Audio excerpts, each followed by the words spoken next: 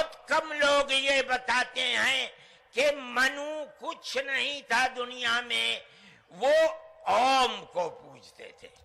मैंने कहा ओम कौन है?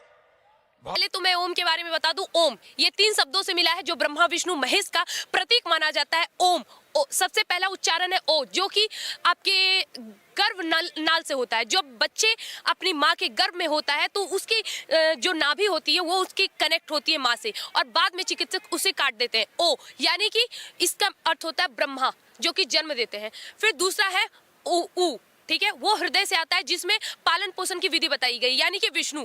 और तीसरा आता है मौ, जो कि कंठ से उच्चारण है, जिसका प्रतीक महादेव है। उसका अर्थ होता है नष्ट, यानी कंठ गया तो आप जीवित नहीं बच सकते। ब्रह्मा विष्णु महेश तीनों का उल्लेख है ये ओम। बहुत से लोगों ने कहा कि वो एक हवा है जिनका कोई रूप नहीं है, कोई रंग नहीं है, वो दुनिया में हर जगह है, हवा हर जगह है।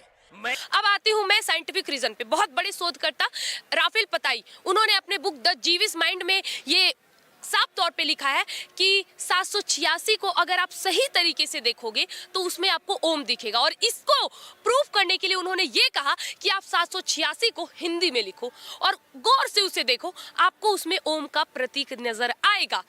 ये ने कहा कि अरे बाबा, इन्हीं को तो हम अल्लाह कहते हैं, इन्हीं को तो तुम ईश्वर कहते हो, इसी को तो हम अल्लाह कहते हैं। ये था अंतर। और बता रही हूँ, जब ये तकिया कलाम दे रहे हैं ना, तो मैं आपको अब और बता रही हूँ। बहुत तुम लोगों को वैचारिक बातों में इंटरेस्ट है ना, तो चलो दूसरा तथ्य।